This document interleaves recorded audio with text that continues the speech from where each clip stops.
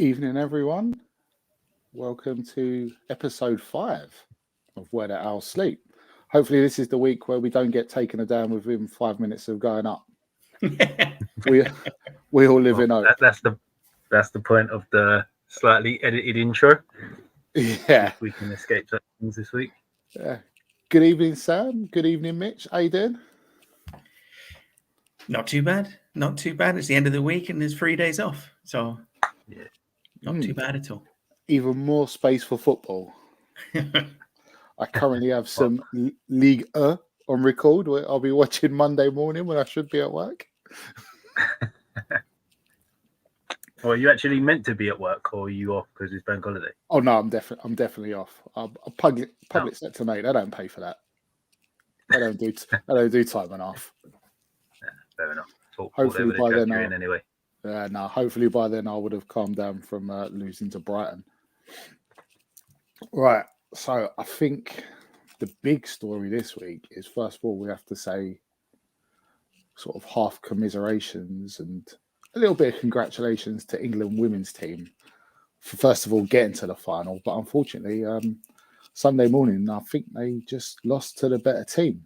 Did you boys catch it? I did. Yeah, I did. Yeah, watched all of it. How'd you feel about it?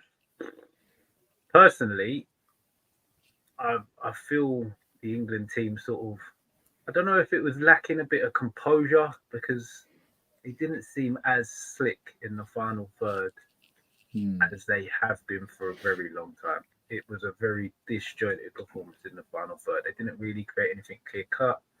It was quite rushed in trying to make things happen rather than just playing the game, and when the chances come, trying to take them. I think we tried to force it a bit too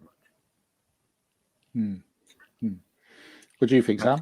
My own view on it? Well, it's quite simple, really. Four people predicted a comfortable England victory last week, and with our combined football acumen, and it was pretty much guaranteed that Spain were going to win from that moment. Well, we could blame Sean because he's not here. What do you think about this game? If Sean wasn't watching it from the toilet at work, that's why they lost. The lucky stall. That's the one. No, I thought Spain played really well. Sometimes just credit where it's due. Spain, they kept the ball. They pressed so well. Yeah, they pressed so well in and together, and really, they were deserved winners, and so be it. That's life, isn't it? Yeah. I think they had to be fair on Spain, I think they had a lovely balance to their team. I haven't seen them play very often, but they had a lovely balance to their team. Some very nice players as well. The shorter centre mid, the captain, and Hermoso, I think her name was, the left-footed number 10. Both looked really good players. And then the left back was the captain, only the lady that scored. She was a fantastic player as well. And then they had pace as well down the wing. What a lovely strike for the goal. That was really clean. Clean and crisp, especially the angle the ball was played from. She sort of had to half step over it with the right and then get through it. It's hard to generate that and keep the technique as well. So. Like, I think, from my opinion, I think it's too easy to say that not enough England players performed on the day, which is true. But I reckon it'd be more of a game of saying, well done, Spain. I thought the way they never let us, really seldom did we build up play to the box. I think there was a chance early in the first half where we hit the crossbar. But the way they done the old boxing in tactic, where if the ball was in a quadrant, they'd have 3 people around it to like sort of pin you in and make you clear it. I thought that was good, and they continued it through the whole game.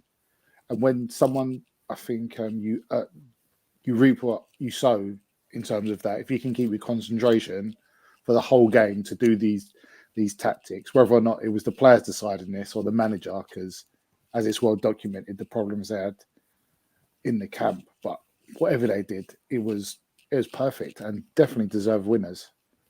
Yeah, 100%. Well deserved winners. So, congrats to Spain on their first Women's World Cup. As a nation, they're getting quite a few trophies. A hefty cabinet at the Spanish FA. Right, so on this week's topic of choice, after we spoke, well, I was about to say we spoke briefly on the Wolves decision against Man United. We spoke at a little bit of length. So this before we go on standard of refereeing this year, and as ever the showman, Mike Dean piped up today. Oh yeah. It's brilliant when Sam's giggling already, and you know, in the state of fairness, I think I'll read the quote directly. Obviously I garnered from the internet. I don't speak. I think he's a bit of a twat. I didn't want to send him up because he's a mate. He's a mate as well as a referee, and I think I didn't want to send him up because I didn't want any more grief than he already had. That's regarding the Tottenham-Chelsea game last season, where was it Romero pulled Cucurella's hair? I think so. Yeah. So he's gone on. 100%. So now he's a pundit. He's a pundit these days, and he's. I don't know why he said that today, but he said that. And we mentioned last week that sometimes it feels like it's a bit of a fix, and then something like that comes out this year, and every single football fan up and down the country is going to be going, "Oh, I remember this decision. I remember that decision," and it's made it even harder for the referees that are going to be going out this weekend. Well, first of all, there's the Mike Dean comments, and how are you feeling about football refereeing in general so far this year, Sam? I was going to say I better start because I know once Mitch gets warmed up on this one. So, I mean, I've been waiting for this subject for so long, for years, in fact. I think I don't have a great deal of an issue with referees making mistakes on the pitch. There is nobody who's ever stepped onto a football pitch who has not made mistakes, and there's no reason that a referee should be any different to that. What I really struggle with is the VAR aspect. So when some of these decisions, it's just so clear, and they're not being consistent or they're not pulling it up. And the only thing I can put that down to is just fear of the repercussions, fear of the backlash, particularly from the big clubs. So I think really it's quite clear since VAR is coming in that it goes that way. That's obviously speaking from a supporter of a smaller club in the division. So everyone feels decisions go against them. But VAR has really just highlighted how fearful referees are of the big clubs to me, and the scrutiny that they get. Go on, Mitch. Go on, Mitch. Have at it. Go on, fill your boots, fella. No. Well, you both know that I'm not a massive fan of referees, full stop. But you are what one. Mike Dean's come out and said is ridiculous. What was that? You are a qualified ref, though, ain't you? Oh well, that was only done so that I knew the laws inside and out when I was arguing on the pitch. Reasons behind certain things. Yeah. But what Mike Dean's come out and said is a shambles, really, because protecting your mate is all well and good, but you've just got to make the right decision. I get he doesn't want to give his mate probably got more grief now from not spotting it than going to have another look at VAR and making a decision that he could then say, yeah, no, I've made a mistake there. That's a penalty. But he's missed it in the first place, not given a chance to look, and it's a clear penalty. So he's going to get more grief that way than making him go and have a look at it. And it wasn't even that Mike Dean said. There was another one. I think it was the red card in the Man United-Southampton game when Man United won 9-0. He was asked to go and have a look at it and then said he felt pressured into changing his decision or something like that, because 9 times out of 10 you get sent to the monitor to change your decision when he actually thought his original decision was correct. And it's like, well, no, you're sent to the monitor to have another look to see if you want to change your mind. Like, if you don't want to change your mind, don't change your mind. Like, I don't get why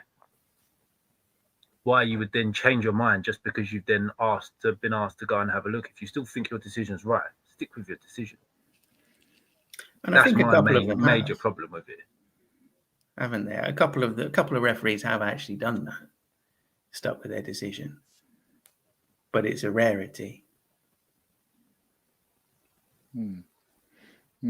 I've never been a fan of VAR. I've never been a fan of it. I didn't really want it. I think it takes away some of the beauty of the game, but it feels like a lot of the rules of football are still got close ties to when the FA first formed. All right, we've got offside and pass back, and it's like how the rules are interpreted are different, but generally the rules have stayed the same for it, and we're just applying technology to a game that's not built on football. I don't think it's a game of definites. Yeah. And it's getting offsides to the millimeter, but then it's not helping pick up things that actually do blight the game, such as serious foul play, such as pulling the hair.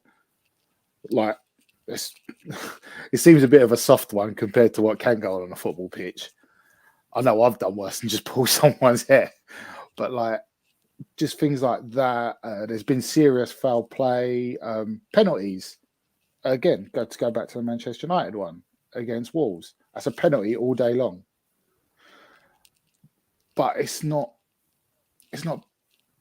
giving that, but we'll go to a millimeter on offsides, and it puts more pressure on referees, and then might make, would it be fair to say they can make safer decisions?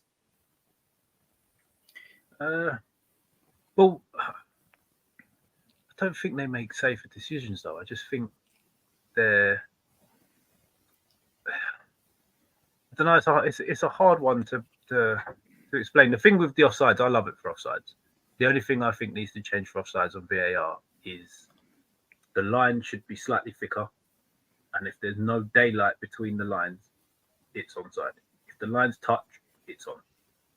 Because as much as your shoulder can be off, if you're putting a tiny little thin line on, your shoulder might still be just about in line, but because the line's so thin, you're off.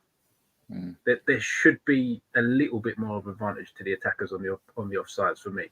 And the way, going back to the final, the way they used VAR in the Women's World Cup with the referee then explaining it over the loudspeaker would be a massive improvement for VAR for me. I'm fully all for VAR. It's not the system that's wrong, it's the way it's being used and the people that use it. Yeah, fair enough. Yeah, no, I'd agree with that. But we've got all this technology, but we're still complaining of human error when it was posed to us as a fan that, we're going to try and clamp down on that. When I think they looked into it, and referees' decisions without VAR were at 97% or thereabouts. It's not a bad margin of error across the board, is it? But it feels like with VAR, it just ramps it up. Yeah, it's not improved things to a level to justify the disruption it's had on the game, is my view. And I was for it coming in, but the reality of it has been really disappointing. It's awful for a match-going fan as well.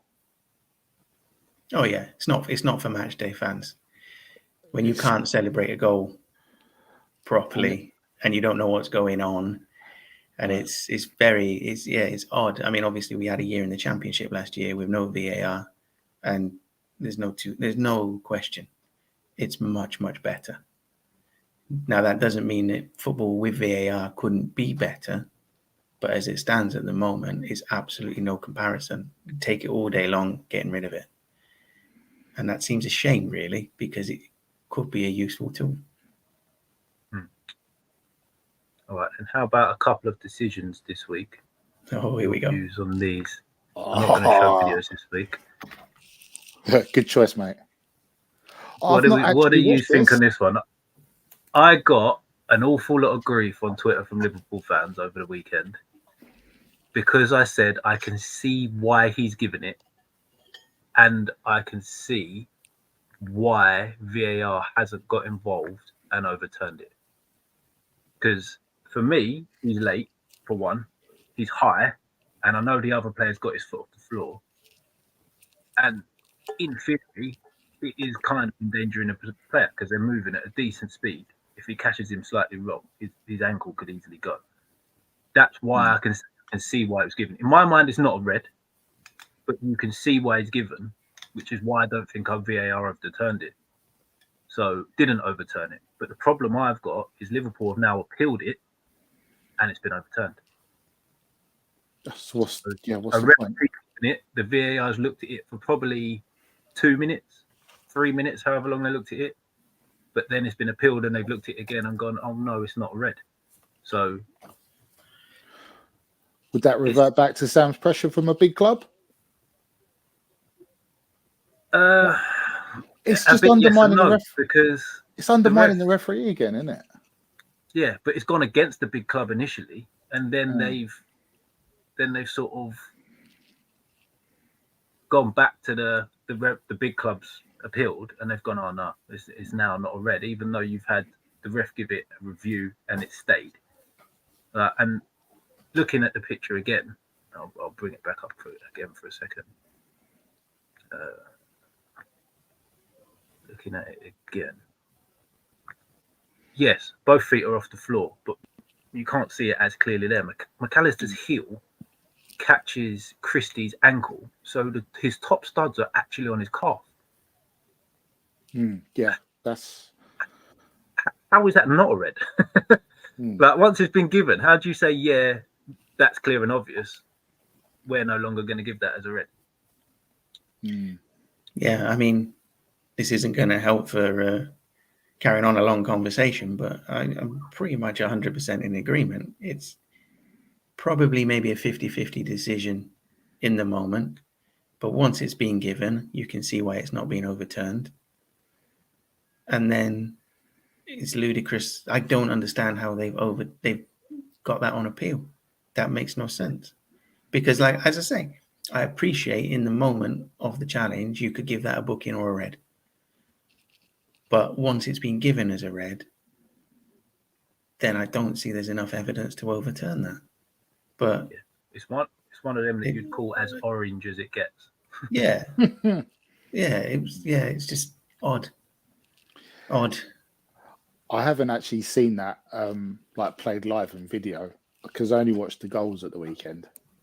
And I didn't watch that one, but the picture looks pretty damning. But it's one of them that you see it from the normal view, so like from a little bit of a sort of half, like a stand view that they normally show the game in.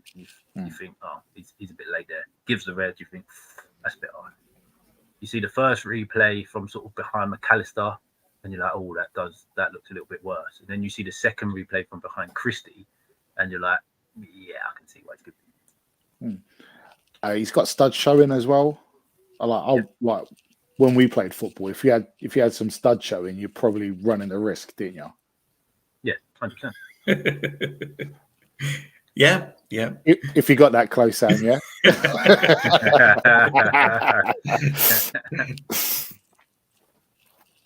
But yeah. If the ref gives it a red or a yellow, I can argue either way in the moment. Because also these geese are going 100 miles an hour, so you could understand if before you on the day, like we just complain about referees, but I'd have sympathy because they're going so quick and he's got a blink. And if he's made a decision and the VAR have backed him up, but for the FA, it's just making it harder for the refs again. An already impossible job just feels that little bit harder. Yeah. My last thing on it is watching the replay from behind Christie. Another reason why I'd have no sympathy for McAllister at all is because he half pulls out and half grimaces, and then still goes in with his stud showing, which is to me is a bit of a coward's tackle. It's like, I could get hurt here, so he half pulls out, but still leaves a bit in. And it's like, just if he didn't half pull out, they probably both get to the ball at the same time, and there's no discussion to be had. But because he does that and he's grimacing as he does it, thinking I don't want to get hurt, but he still leaves a bit in there. It makes me feel. It makes me have even less sympathy for getting a red card. Yeah, I see your point. Did Christie get injured? I don't know. Was he all right after it? I don't think so. No, I don't think he even really made that much of it. He was down for a little while, but I don't think he rolled around screaming or anything like that. It just. I wonder if the shoe was on the other foot, eh? Oh yeah. we all know what that reaction potentially would have been. There's one more from this weekend, which I think was even worse. An absolute terrible decision. This one. So Man United, Tottenham in our game of the week. How this hasn't been given is beyond me. I just can't. I can't fathom how they've come to the decision that that's not penalty. I can understand a ref not seeing that in the moment again. That's all quick, and I don't know where the ref's angle is, but for someone in a booth to not give that is scandalous. Yeah, I mean, again, I can't. What can you say? I know that the handball rule is all very confused these days, but his arm's out, it's away from his body, and it's blocked a shot that looked like it was probably goal bound. Not necessarily going to go in, but on target. Like, it ticks every box for a penalty to me, in my understanding. But as I say, and then you'll see one next week get given. I think that's something that comes up for me a bit. A decision will get given, and then there'll be a backlash one way or the other in the press about it. And then you'll see a very similar incident the next week, and they'll go the other way, which suggests that they've been influenced by how it's kind of been reported or what the kind of response to the decision has been. So you end up increasing the inconsistency because they're being swayed by that kind of thing as well. It's an impossible job, and I genuinely have a lot of sympathy for referees. But the whole way it's going at the moment just seems to be making things harder and harder for them, undermining them. How can you make a confident decision when there's so many variables afterwards? And yeah, it's tough to know how they're going to move it forward, to be honest, because it's every week it seems to be the main discussion, which isn't what it should be. Well, the weird thing for me, even on the same day, again, back to the women's final, that was less of a penalty, the one that Spain got, than the Romero one for me. There's still both penalties. I would say that the one in the women's game was one of them that was just about a penalty. But the Romero one couldn't be any more clear cut for me. He's made himself bigger while trying to block a shot, and blocks the shot with his arm. And if his arm's not there, it's on target. And he's 2 yards, maybe more than 2 yards away from Garnacho as he shoots. So there's no proximity there or anything. It hasn't deflected. I can't get my head around it. I think the fact that Romero's arm's actually behind his body, so the ball's gone past his body and it still hit his hand. Yeah. And I suppose it'd be easy for me to say I'm hating on Tottenham being a West Ham supporter, but at that point the game's 0-0. Yeah. It's 0-0. And by the way, Tottenham totally deserved it second half. I know Shawnee would have loved to talk about this. They battered Man United second half, and they were well worth the 2-0. But if Fernandes took the penalty, he might have missed it. If it was anything like that blooming header he done, that was terrible. But I still think they should have had a chance with the penalty, and it changes the game. Goals change games, especially at 0-0. Yeah, especially at 0-0. Yeah, but in fairness, they were well worth it afterwards. But that's another stinker of a decision. It's hard Sam for and Sean referees. could both be sitting on the exact score prediction from last week if he scores that and Tottenham then still go and win 2-1. But So they've done you there, boys, because you both had 2-1 last week, didn't you? what you're saying is me and Sean are probably the biggest victims of this. Yes, 100%. Always playing the victim, Sam Always. Hargreaves. Always. Right. So now we've done some serious stuff with refereeing and the state of the game. Let's go a little bit more light-hearted. And as we've not got the young buck Shawnee with us, we've done a little bit of a 90s Premier League ideal 11. And we was talking about this doing it, and I said, well, let's do it non-title winners, because if you included the Man United team and the Arsenal team, it's going to have Beckham, Giggs, Scholes, Keane, Vieira. Don't forget Blackburn stocks. Well, Quite right. Shearer. Quite right, Mitch. Shearer's Quite an right. absolute shoe-in. I really wanted Sam to see if he'd bring up Blackburn, but obviously he weren't going to bite on that. Big Colin Hendry. Oh, Timmy Sherwood and Jason Wilcox nailed on for my 11. Yeah. Stuart Ripley, freshly dug up for the match. Yeah. So I thought to mix it up, we'd say non-title winners. I didn't quite include the proviso of in this country because I found out one of my players has actually won a Scudetto. Oh, no, it's this country. I've picked mine based on players who haven't won the Premier League from the 90s. I haven't looked abroad or any of that madness. Oh, and also, because as Mitch pointed out, I'm a bit of a nerd. I wouldn't pick players that would have won the old First Division either. Yeah, no, I didn't go that deep either. Apologize. Yeah, well, yeah. And because I said that, I know Sam's fallen privy to it as well. Yeah, I've lost one of my centre mids just 2 minutes before coming on this. It was a disappointment for him and me. I'm actually really interested to see how different our teams are. Right? Well, yeah. Well, let's get straight onto it. Yeah. Who have you fine gentlemen got in goal? Go on, Mitch. I'm literally making this decision. I've got 4 written down. I'm making this decision on the spot of Neville Southall. Won the league. The Prem. Won the league with Everton. Yeah, the old First Division. Yeah. No, I've just, like I said, I've just gone Prem. Okay, fair enough. I mean, Southall was a brilliant keeper. Absolutely brilliant. Even at the end when he looked in worse shape than me. But he was still brilliant. Easy, big man. Huge claims. I mean, I feel remiss to mention mine now. You said Big Nev. I was a Big Nev fan. Well, like I say, I didn't look into the old First Division. I literally just went players who have not won the Prem. So I was very close to going for Big Shaka. Big Shaka Hislop. But I went for Nigel Martin.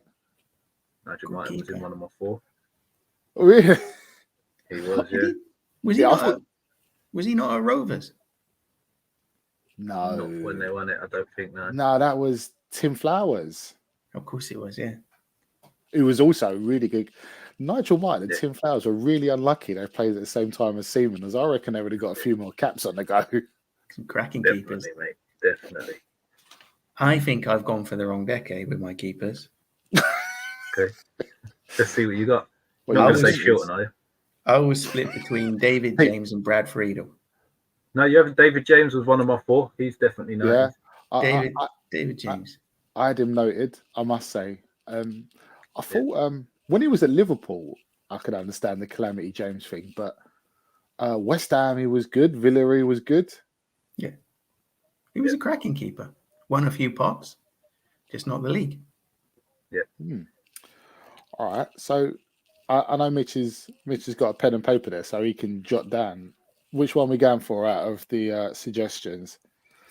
Well, I'll rule out Southall as you have gone with players who have not won the old First Division as well. So Southall's out as he won it. So we're down to Martin or James. JMO got a lot more England caps, didn't he? I think he won a bit more as well. Yeah. Nigel Martin was a great keeper, though. I probably would have gone Martin because he was predominantly more 90s than JMO was. Oh, I yeah. think James got his England caps after Seaman retired. So, okay. I think that's a fair call. All right, then. Yeah, let's go. Nigel Martin. Oof. All right. So we've got Nigel Martin. Honourable mention to Steve Grizovic, by the way. Yeah, good shot. The greatest goalkeeper's nose in history. Cool. Clearly, keepers had no protection back then. a side note on Steve Grizovic.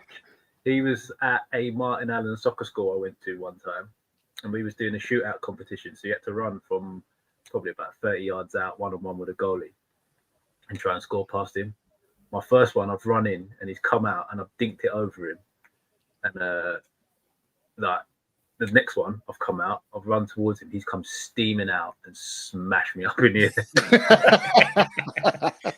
So we can change it now. I reckon I was about 9 or 10, and I hit the floor. I didn't know what had hit me. I didn't know what was going on. I was like, okay. Yes, I don't think he appreciated the first finish. No. Oh, we should have picked him. Right. As tradition would state, let's go on to the right back. Yeah. I'm going to say before anybody says anything, I reckon me and Stocky have got the same player here. Really? This is the week when I got bored at this point, so I'm afraid I just chucked in a name on this one. Yeah. I feel I've gone a bit rogue. I went for Dan Petrescu.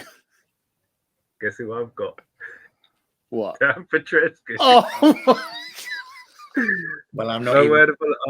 I can't do it without showing. Actually, I can do it without showing you the rest of my team. Well, I'm going to really chuck one in. I've gone for Dan Petrescu.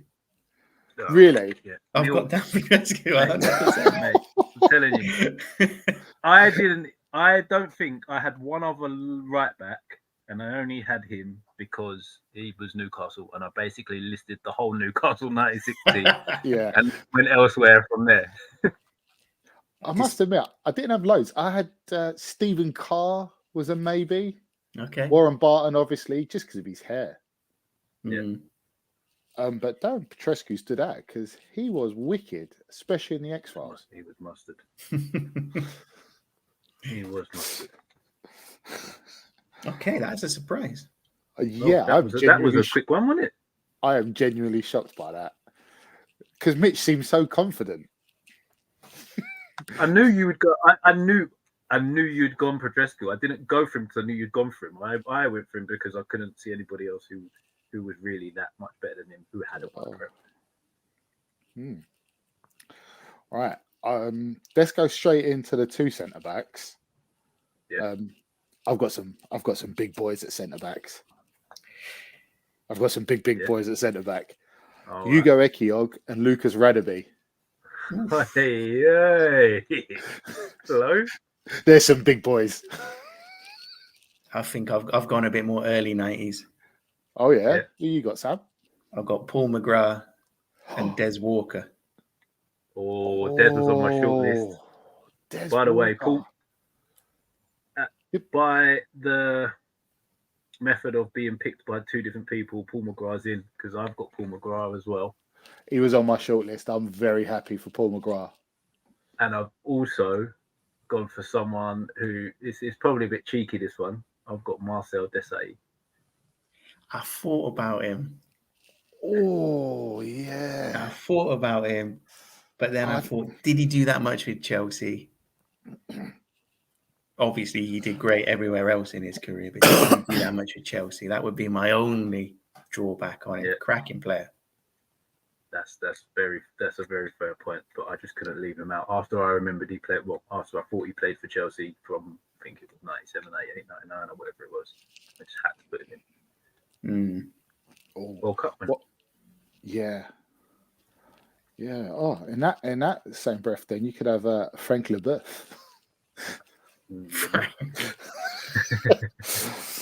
Was Radaby 90s? Yeah, Was he? 100% Leeds. Yeah, Leeds. But I Yeah, thought he was a bit later for some reason. I thought he was part of the. Nah, he was definitely 90s. He was- definitely played. He was a great player. he was on the Great way player. down in the because obviously they had Ferdinand and Woodgate when they were getting to the Champions League bit. Yeah. Radaby, Woodgate, Ferdinand, and Dominic Matteo. In the San Siro. Dominic Matteo. So Des Walker's in, but I didn't even think of him. That's a great chat, lads. So who are we going for the other centre back? We've got Des Radaby. Walker, Paul McGrath. You No, going he on said about? McGrath. Oh, sorry. All right. Yeah, no, Radaby was at Leeds from 94 onwards. So yeah, very Okay. much Yeah, 90s. yeah. All right. So Paul McGrath's in, which I'm very happy with. We'll be going for the other one. Who was did the others use? Did you have? So Sam Monk. McGrath and Walker. That was me, And yeah. Stop. You had Radaby and Echiog. Ekiog. Out of them three, I'd probably go Ekiog. That was a really good Villa team in the 90s. Yeah. Southgate was in my mind as well because he course. was a good player. He was. Yeah, I'm happy with I Ugo. can't forgive him now for anything. I can't give Ugo. Right. Go on, Sam. So far, we've got Ugo, McGrath, and Petrescu. Now we're on to the left backs. I just did the first one that came to mind just because I loved him growing up, Stuart Pearce. Oh, that's a good shot. He played for ages. He was as tough as they come. Did he play for Newcastle, West Ham, Forest, obviously? Mm. And actually, he was a much better player. He obviously was a bit of an hard man, but he was a really good player as well. England '96 with the pen, obviously. So I went Pearce. Go on, Mitch. What you got? Right, go on, you first, mate. I had a little bit more, probably slightly more cultured than Pearce. I got Ian Hart. Nice player. Yeah, free kicks owned Ian Hart. Yeah. Right. Part of that Leeds side that did really well as well, wasn't he? Yeah. He was there for ages, wasn't he? Yeah. Yeah. Also makes me think we could have Gary Kelly at right back as well, who weren't too bad. Yeah, good player. Well, we've got a baller at right back. I went for a little bit more of a sturdy left back like Sam. I think I may have picked the only player who might have been harder than Stuart Pearce. I know you're going. Oh, he's Julian Dix. I've not got another West Ham player in this. I specifically tried to stay away, but I was struggling at left back, and granted I didn't think of Pearce, but I was like, it's got to be Julian. And again, a lot better footballer than he was given credit for. If you look at some of his goals, he had some absolute pingers, even a couple of free kicks. Yeah. To be fair, both of them, Pearce and Dix, they could all take a free kick, the three we mentioned. It was staying hit, wasn't it? If one of them two hit it, whether it was a ball towards goal or a player into the stand, it was staying. Yeah. Bobby Gould, apparently, when Pearce was still playing non-league, he went to scout him when he was Coventry manager. And apparently he's taking his missus to like this non-league game on a Wednesday night. They've just sat down, and within 5 minutes, he said, "Come on, we're going." She's like, "What do you mean? We just got it." It's like, "No, we're going. I've seen what I want to see." Stuart Pearce had put someone in the stand in the first few minutes. He went, "I want him." Right. So I think with both me and Sam have, well, I don't know. Depends how we're going to go. Are we going to go for a brute at left back or something a little bit cultured? Well, I had Pearce before I remembered Ian Hart, and then I changed. I mean, I'm happy to see Julian Dix to Stuart Pearce. I feel they're the same wheelhouse. Yeah, well, I to be honest, like I say, I didn't even get to a second thought. Right, there's our back five. Solid. Yeah. Yeah, there's a few caps in there as well, isn't there? For various nations. Definitely. I think this is where it gets really interesting. Midfield tough. Yeah. Has anyone actually gone functional, or have you just gone talent? Talent. Well, I went kind of functional with one of my centres, but then I realised he'd won the league with Leeds. So Was that David Batty, Sam? No. I really like David Batty, by the way. But no. Wasn't David Batty also at Blackburn when they won the league? He won the league. David Batty was a really effective player. Yeah, that's the only reason I didn't consider Batty, because I'm sure he won the Prem with Blackburn. He did. Yeah. So, I mean, there's a player who played for Leeds and Blackburn, and I still liked him. Make of that what you will. He must have been good. Yeah. He used to hide all of his... he didn't have a bank account. He kept all of his money and he got paid in cash, apparently. That's right, yeah. Yeah. And he's totally disappeared since finishing football, hasn't he? Used to turn up to training in his kit. Used to leave training in his kit. Didn't of course, he played for you as well, didn't he? Yeah, for Newcastle as well. Yeah, he used to turn up. Shearer did an interview. He said he used to turn up 10, 15 minutes before training, get out of his car, had his kit on, strap his boots on, ping a few balls around before they started training, train, finish, go straight home. Wow. Excellent stuff. All right. So, as we're talking about CMs, who did you two go for? I'm guessing my first one. Yeah, go on, Mitch. I'm guessing is the one that Sam took out, and it's Gary Speed. Yeah. He was great. I don't think any of us really need to elaborate on how good Gary Speed is, but for people who never saw Gary Speed, he's one of the most complete midfielders I think I've ever seen. Box to box, defensive, scored goals, could jump higher than anybody you've potentially ever seen, let alone on a football pitch. He was also incredible on Championship Manager. So yeah, all round. He had everything. Gary Speed. He was also one of those players who would do whatever was needed for the team to function better wherever he was. And he played such a huge volume of football matches with big clubs for a long, long time that tell you all you need to know. Yeah. And you'd never hear a bad word of him. No. And he was one of them lefties, which I always appreciate, a lefty that wasn't very left. A lot of lefties are just left, but he could go both ways still. So yeah, I appreciate that from a lefty. And I don't think it can be understated just what an incredible job he did with Wales and really started them off for their national team to achieve so much in the last decade or so. It did start with him. Yeah. But anyway, he won the league, so he's out. Tell you what, we've been glowing of two people we can't include here. Yeah. Cheers. See you later, Speedo. Yes. All right. So, does anyone actually want to talk about someone they picked? I'll do one. I reckon he's probably going to be for you two as well. Gaza. Oh. He's not in mine. I didn't include him because he was he was very early 90s and he come back just at the tail end, didn't he? Because he was in Italy and Scotland for a long time. Yep. Yeah. My reasoning for picking him was because it was him or the other centre midfielder I had next to Speedo. The reason for picking him or not picking him? Reason for not picking him.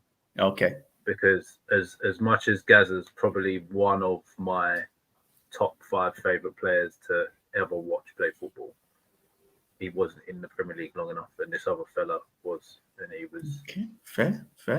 He was extremely good. Nice. Who's your extremely good midfielder, Mitch? Don't know if I'm cheating with this, but I've got Matt Letizia. Snap. Oh, that's cheating. Ow, I've got Speedo next to him. That's a functional midfield too for me. Letizia is a number 10. He's a forward. No, So we're playing 4-4-2. He's dropping in next to Speedo, does all the running, does all the other bits. Letiz is just magic. Well, I mean, he's in mine later on because he Right. can't not be. Yeah, well, I'm glad we've all come to that. He's in somewhere. That's important. He's in somewhere. Okay, I Only will Terry put him to the Venables saw side. that. I'll put him to the side for now, and we can decide where he ends up playing after. I've got a good case for him to be going back into midfield, I feel. Yeah, so do I, because my front two are unreal, by the way. Where I said I didn't have any balance, the other centre midfielder I picked was Juninho. Oh, yeah. Oh, nice.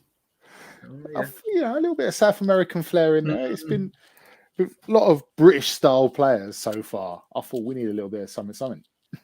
Yeah. Well, yeah, I've got my something on the wings. Oh yeah, I think I know where you're going with that. If I was going for anyone from that Middlesbrough team, it'd be Phil Stamp.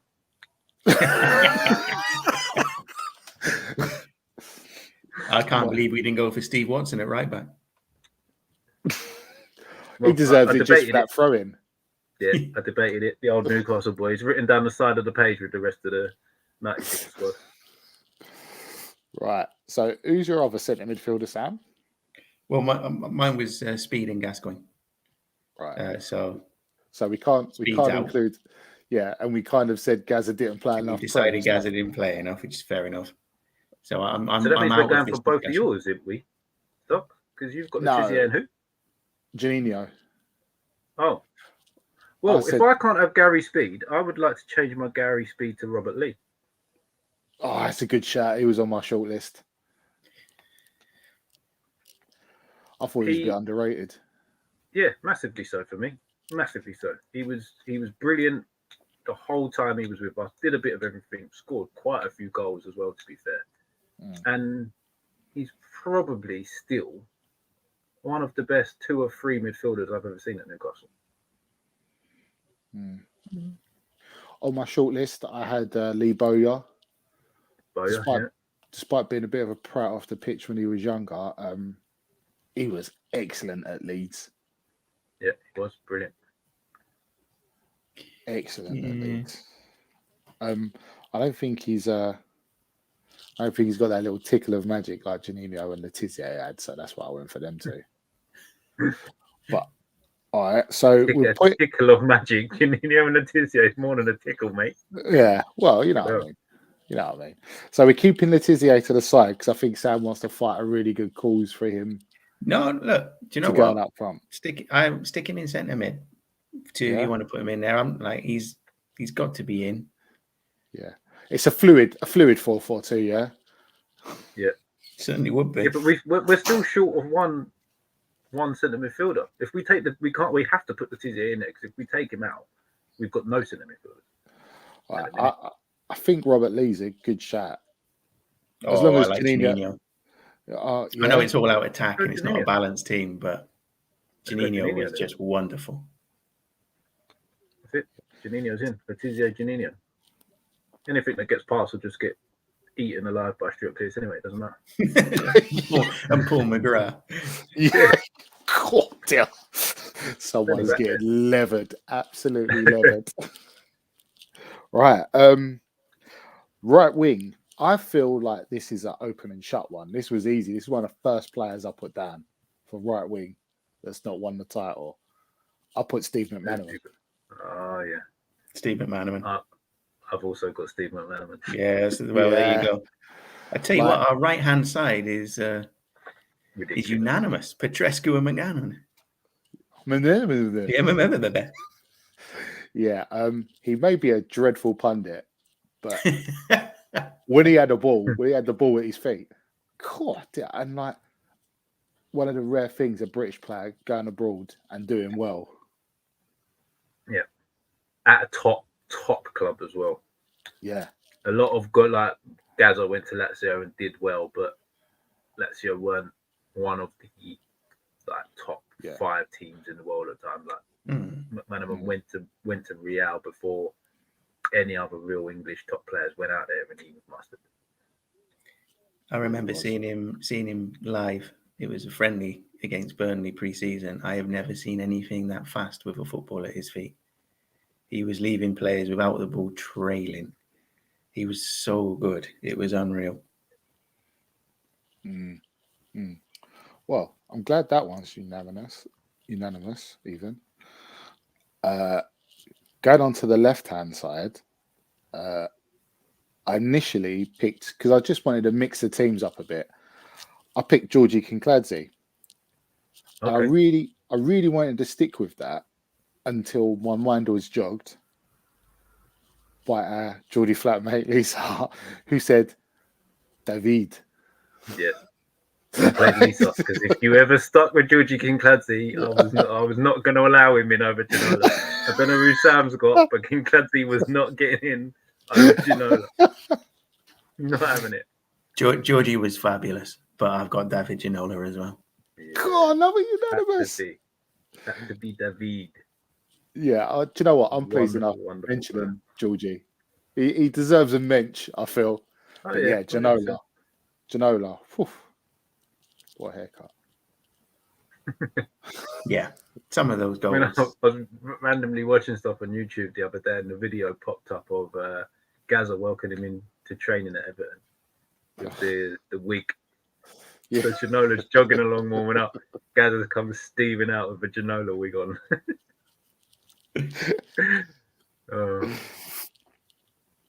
What a nutcase. Well, this is surprising. I didn't think we'd have this much. It'd be this agreed. Well, we're all wise men of football these days, so yeah, this team would get hammered. We have got Letiz and Janino in midfield. We're not. It's lined up as a 4-4-2, but we're literally playing 4-6. We're just playing. Playing 2 10s, 2 wingers that never track, and 2 front men. Just got Piercy growling at the back. All right. Now this one, I reckon we could, up front is where we're going to have the problems, and we could argue about it all night.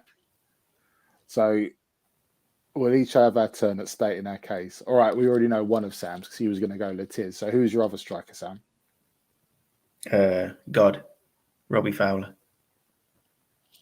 The best English finisher I've ever seen. Phenomenal player. No hesitation. Funnily enough, the other fella I thought this was pretty easy for me. And then I remembered Letitia, and so he went, and that was Celez.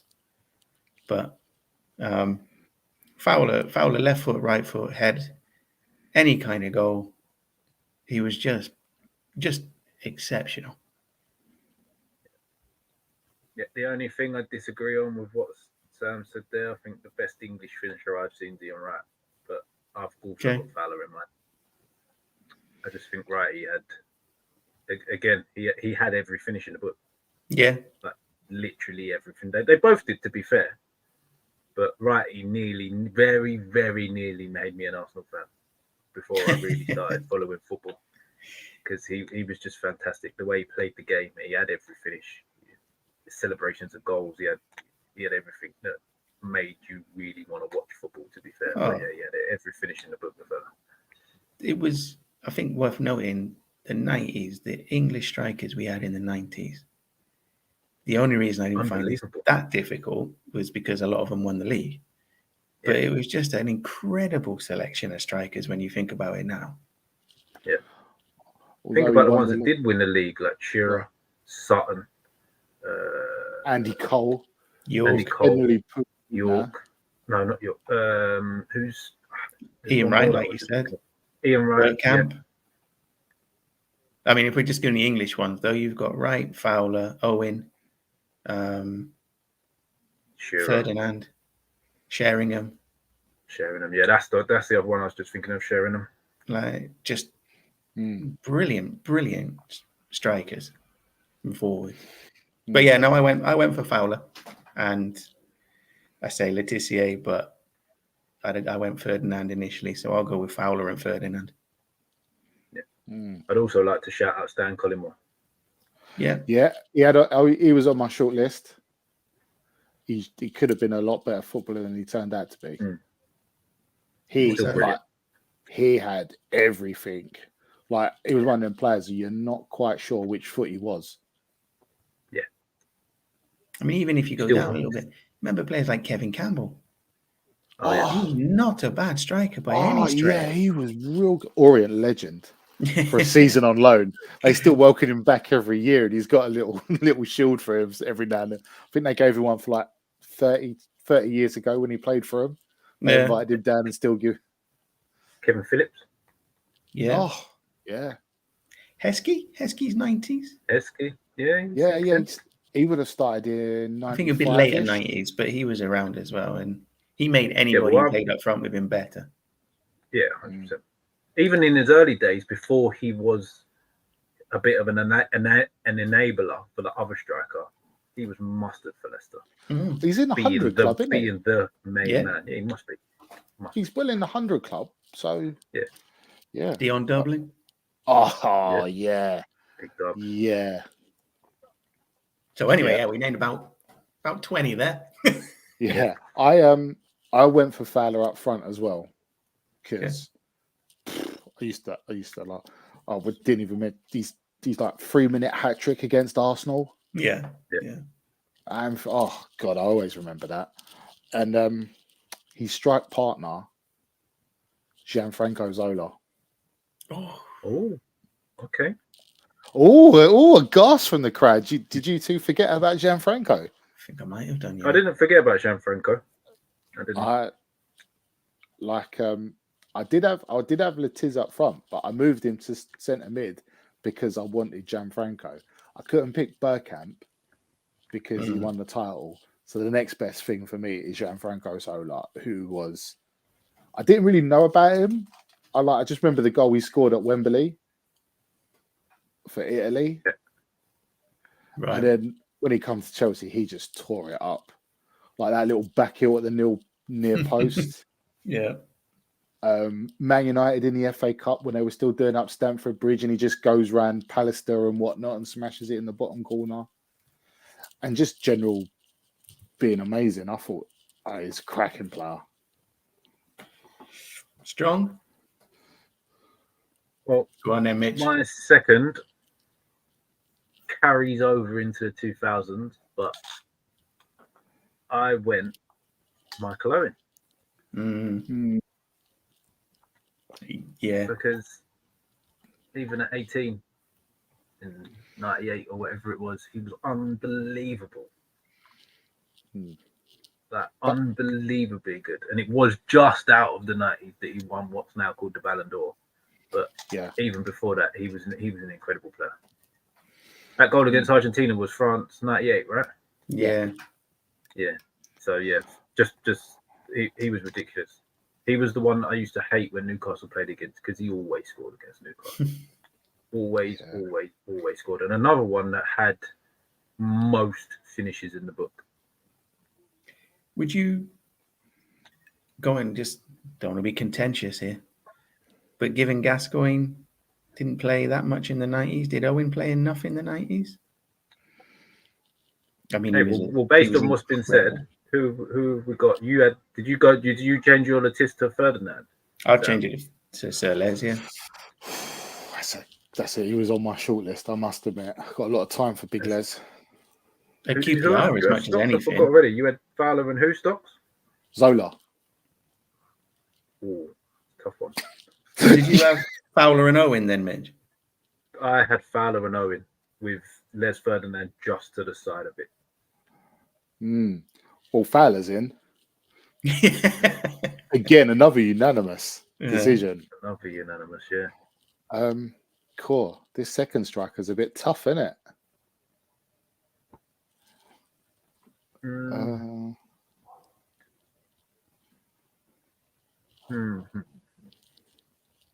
As it looks, have we got anything for Chelsea in there? Fresco played Chelsea, didn't he? Yeah.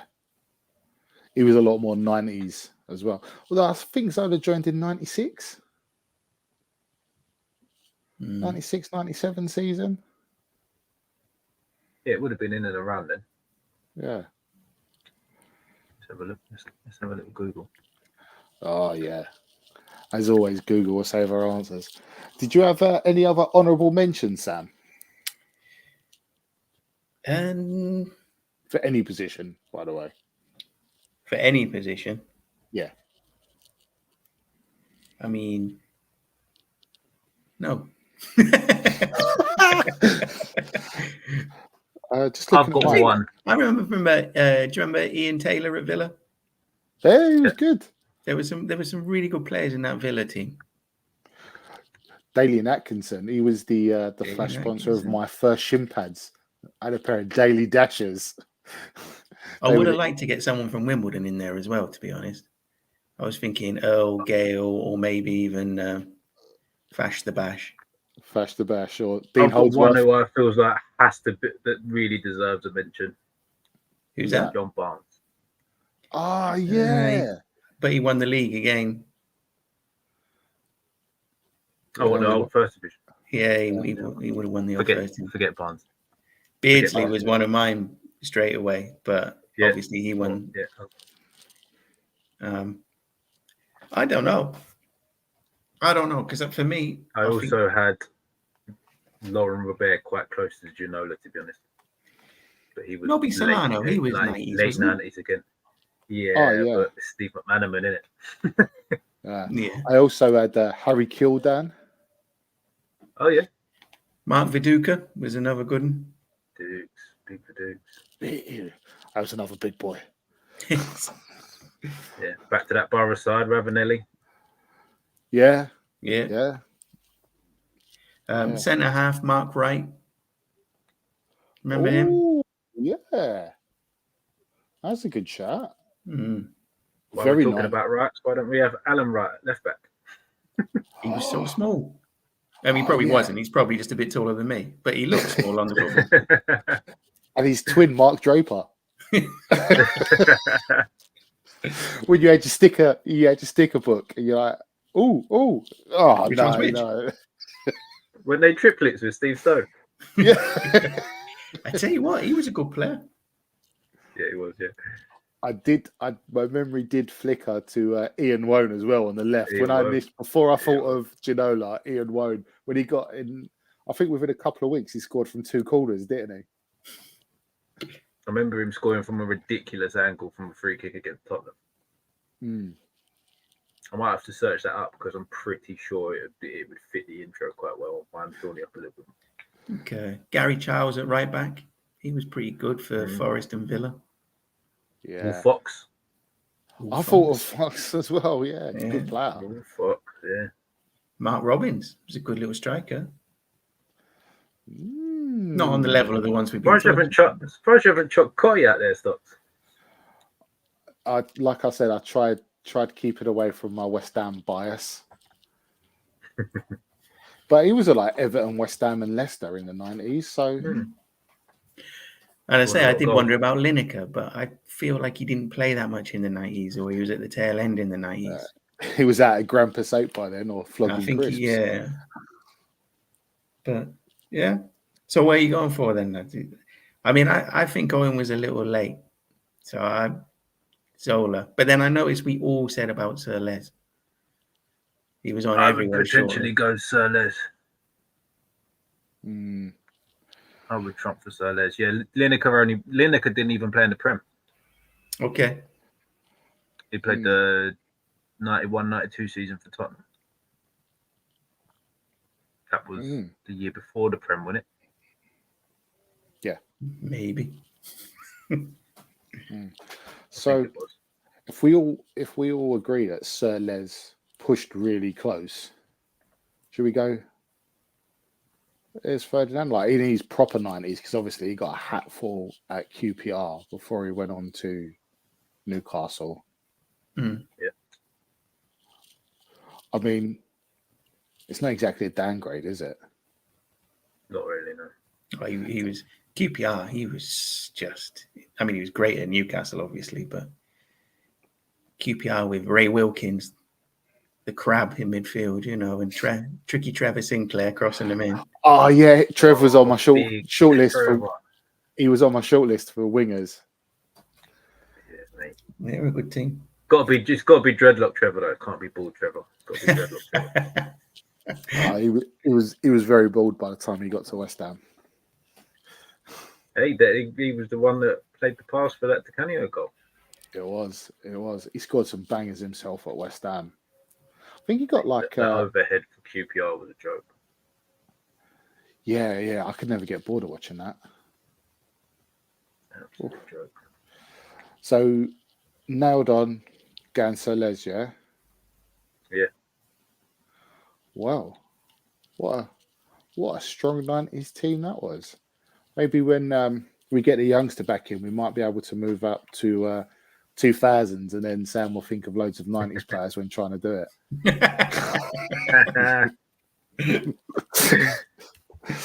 I tell you what, when we do that, I can safely say now, I think all of us are going to pick JJ. Oh.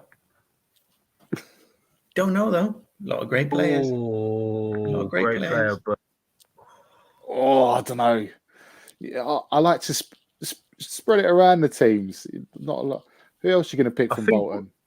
Campo? I technically think we could argue for quite a while about what formation we're going to play.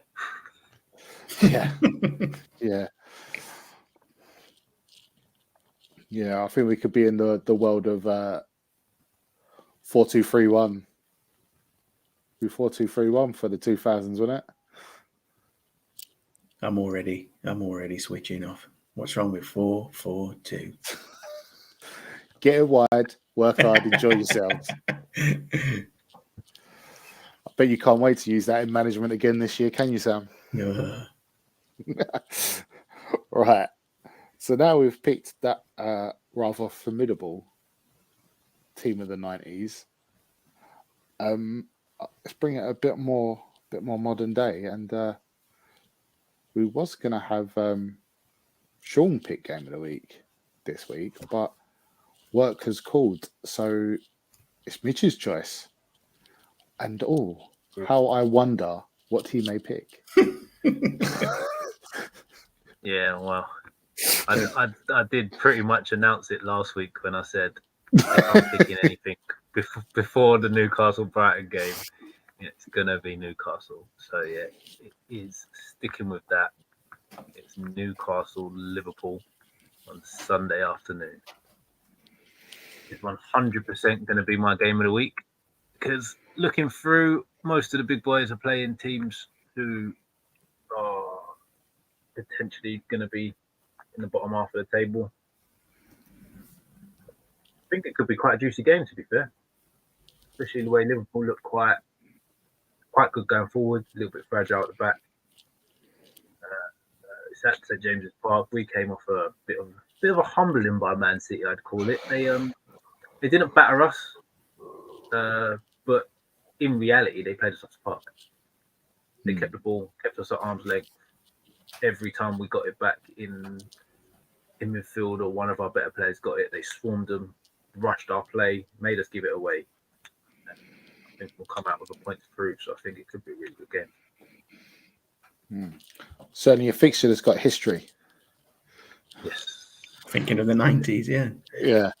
What are you thinking about that game, Sam? Coming in still haunts me.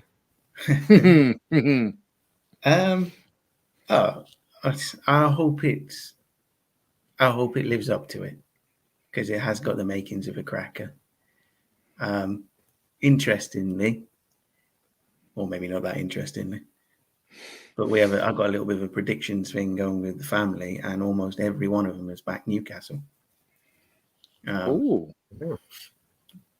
Which see, it was interesting. I got an ooh, but and I think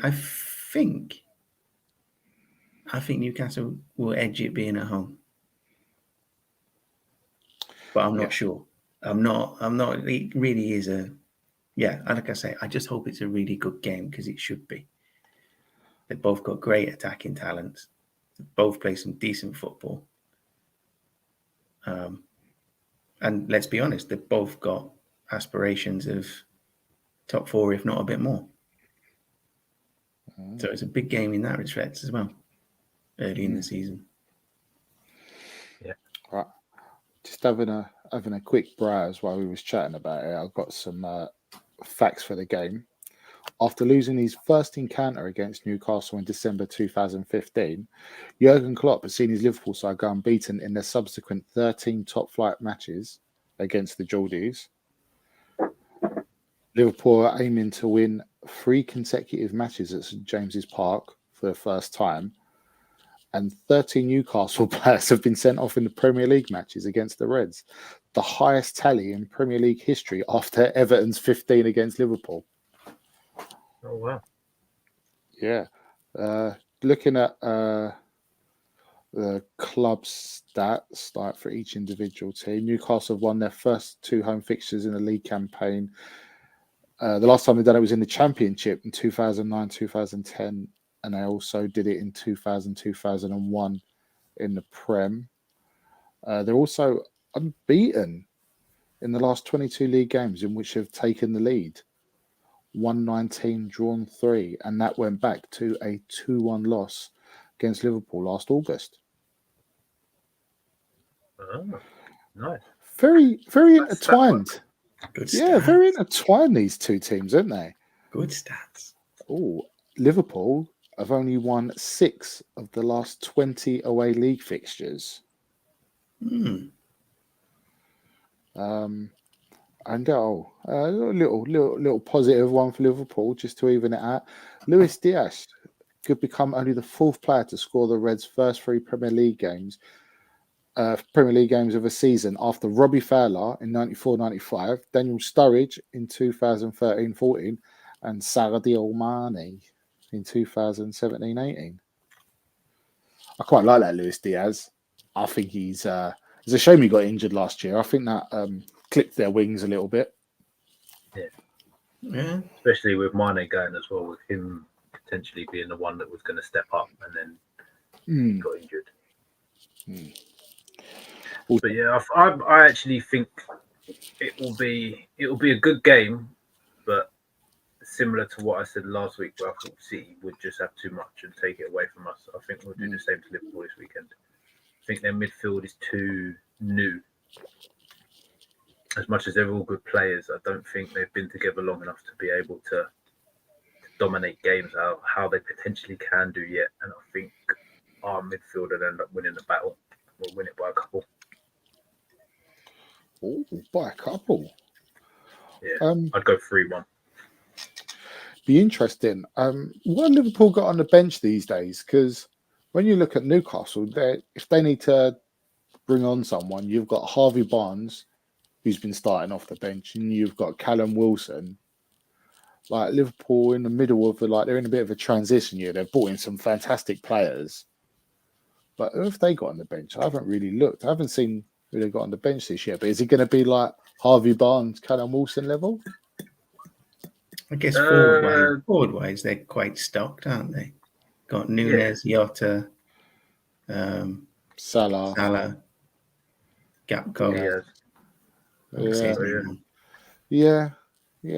Although I'm still not sold on Nunes. I don't think he's as bad as some people want him to be, but I don't think he's the answer just yet.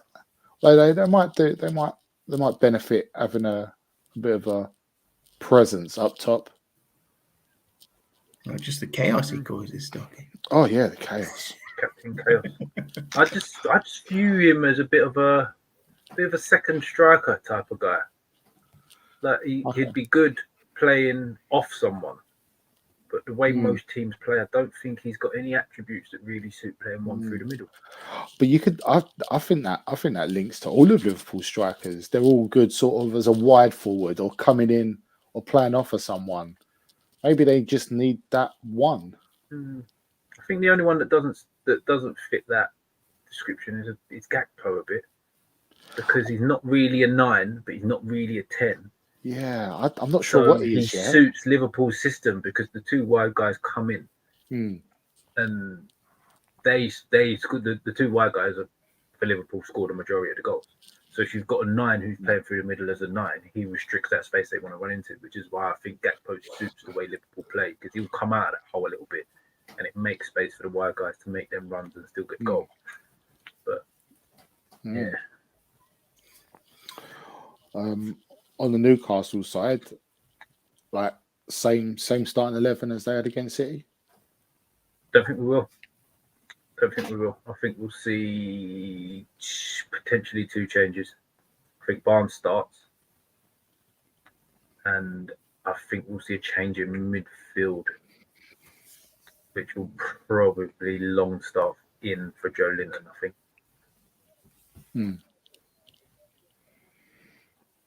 Cool. Or it'll be Longstaff or Anderson in for Joe Linton, I think. Oh, Anderson, that's a big game to chuck him in from the start. Have they started him in many league games towards the end of last year? Not this season.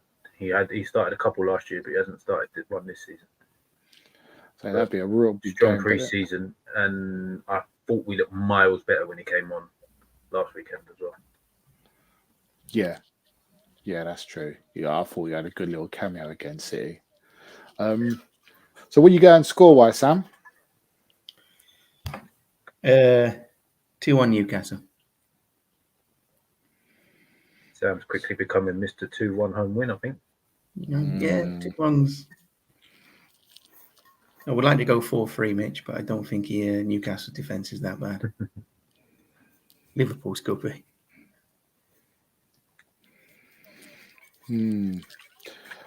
I'm leaning.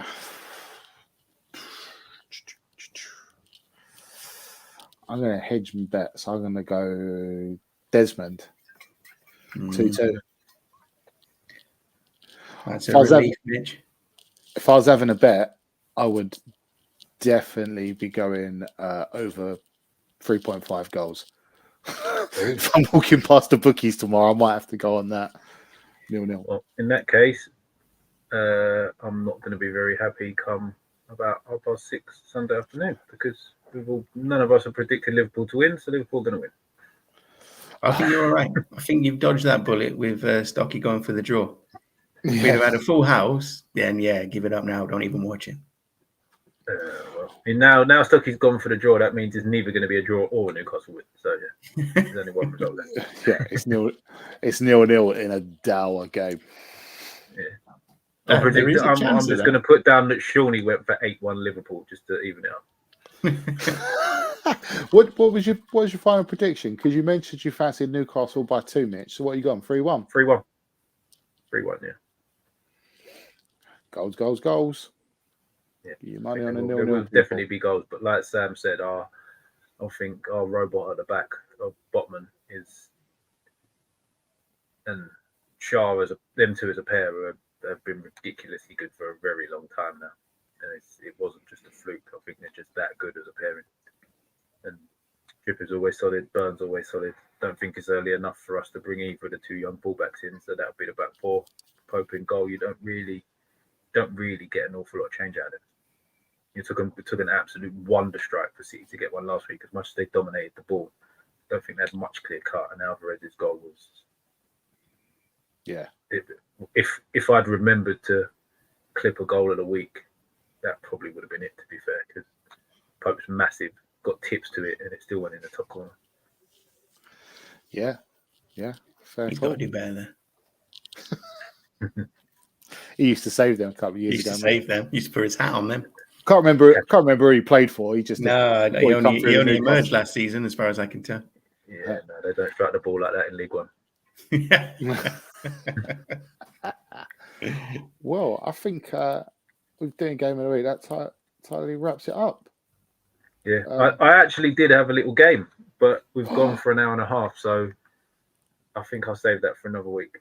Save that. We need Shawnee in for the games. He likes to get competitive. Yeah. We've also got a few years on him, so in theory, our knowledge should spread further. Famous last words. All right, well, have a powerful weekend, gentlemen. Enjoy all your football. I'm gonna see if I can top last weekend's 8 games I watched. Ooh. Yeah, Saturday's not as kind to you as it was last weekend. We haven't got the 8 p.m, so you'll have to watch Azerbaijan Champions League or something. Don't worry, I got a few stored from last weekend that I haven't got to yet. TNT Sports with the Liga. All right. All right. Well, Nice one, catch boys. you next week. See you Catch you soon. later. See you Take later. care. See you.